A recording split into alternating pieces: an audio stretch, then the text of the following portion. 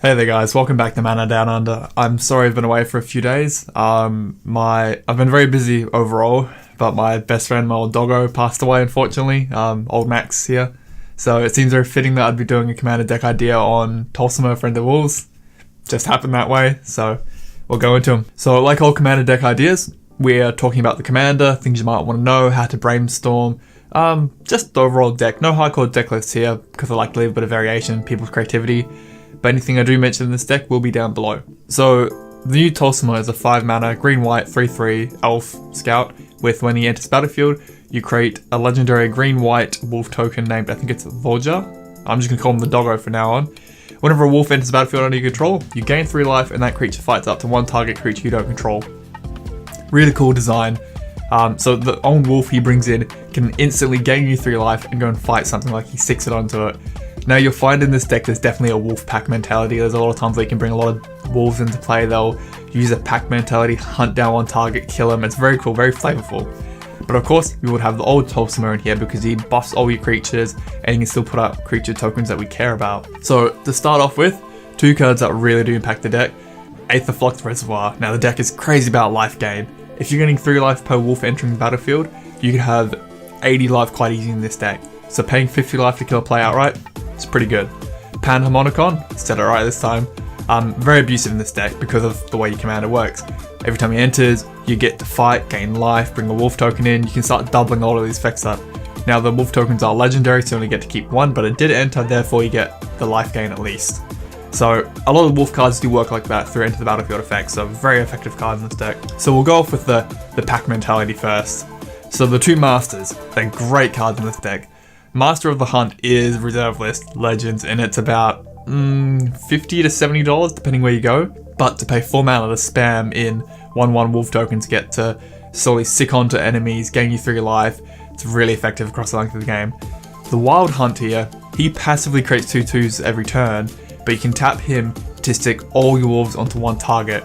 Really, really spicy. So the Runpack Master here, you can spam 3 mana to create 2/2 wolf tokens, which is really good, and it gives all your wolves death touch, makes them a bit more effective in combat. But you have to champion an elf.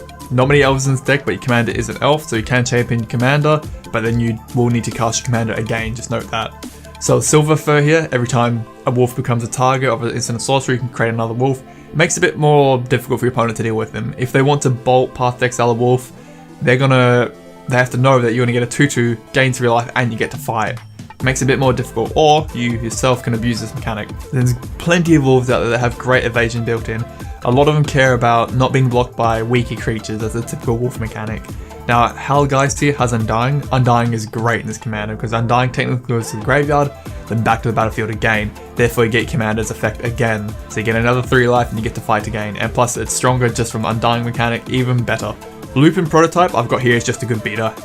Whether it gets to attack and block, that's debatable, but simply coming in for 2 mana to gain you 3 life and have a big fatty 5/5 just hit something works really well. Then there's plenty of other wolves which give you buffs at flash speed, buffs in combat, or just simply giving them better protection if they get engaged in a combat. Then you've got utility wolves like the Pack Guardian, which can enter, you can ditch a land, bring another wolf in. So that one card there is going to gain you 6 life and 2 fight instances. Or the young wolf there again is abusing that Undying mechanic. Rotwolf is an interesting one. He has Infect, but people just run away from that. But he has whenever a creature dealt damage by a Rotwolf is put into a graveyard this turn, you may draw a card. He's a 2/2. So play him, your commander gains you 3 life, he has Infect. Fight time. Let's say you stick him onto a 1/1, kill it, get to draw a card. Or you can trade it out with a 2/2, or you can send it to a bigger target and weaken it permanently. Pretty interesting card in this deck. The Skalla Wolf, when it enters, you can look at top 5 cards of your library, put a green 1 into your hand, rest on the bottom. Plus it's a 3/3, decent stats of fighting there, don't forget that 3 life. Your commander is so abusive for Wolf Tribal. Witchstalker is just a good old efficient creature all around. 3 mana for a 3/3 with hexproof, and whenever your opponent casts black and blues during your turn, he gains bigger. Well, black and blue are one of the most popular colors in Commander, so I think you'll be fine there. Silverheart, that soul bond mechanic, not many people play with it, but the 2 creatures that are paired together get +4/+4, great for those fight mechanics. And Watchwolf, just a really efficient all-round creature. So there are other ways to create wolf tokens without being direct wolf creatures. The Kessig Cagebreakers is a bit silly. So when it attacks, you get a 2/2 wolf token onto the battlefield tapped and attacking for each creature in your graveyard. So across the length of the game, your graveyard gets bigger and bigger. Every time this attacks, let's say you get 3 wolf tokens, your commander sees it, that's 9 life and 3 fights. You can see where we're going with this. Wolfbriar Elemental, every time you kicker it, you get a wolf token. So for every 1 green mana you spend during that multi-kicker, you get 3 life and another fight mechanic. Now all these creatures entering can all sack onto one big creature and bring him down. It's really clever. Feed the Pack lets you sacrifice your bigger creatures to generate a ton more tokens. You cannot sacrifice tokens to feed the Pack, but this is fine because you can sacrifice your bigger, older, weaker creatures maybe, and feed the Pack, get more tokens, a lot more fight, a lot more life. Howl of the Night Pack just simply creates wolf tokens based on the number of forests you control. Your deck is mainly forest, you'll get a huge army. Again, let's say you create, late game, 10 wolf tokens. They're 30 life, 10 fights. You're probably a board wipe at that point, really. So Wolfcaller's Howl gives you advantage against those decks that are really greedy for draw. So mainly the blue and the black guys. Every opponent that's 4 more cards on hand, each of your upkeeps you get a wolf token. Predator, instant 2/2 out of nowhere. Morbid, get 3. That's 9 life and 3 fights of 4 mana instant speed with that Morbid. Ooh, really spicy. Raised by Wolves can make any creature a genuine threat. This enchantment alone brings in 2 2/2 tokens, which again they're 6 life, 2 fights, but it buffs the equipped creature for 1/1 for each wolf you control. Your whole deck is wolf tribal. That one creature, probably commander, is a genuine threat now. The new Arlinn from War of the Sparks can give all our wolves an extra counter on entry, and she creates wolf tokens, which we care about. Howlpack Resurgence gives our wolves a buff and trample, plus it's a flash enchantment out of nowhere. The Mayor of Avabruck, if you can get him to flip, will be a good buff for all your wolves, and he can create wolf tokens. Can't really go wrong there. Now, other ways to win in this deck. Life, you're gaining so much of it. Like we mentioned early on, Aetherflux Reservoir works well, you can just dome someone for 50. Felidar Sovereign or Test of Endurance, if you meet the life requirement, you win the game. It's not fun, but it works. Also, Beatdown. Your deck is a huge creature strength deck. Go for just a huge Lord effect or Anthem effect and just crush him. Collective Blessing, just blanket all your wolves into 5/5s at least. Catholic Crusade gets nutty the longer the game goes, really.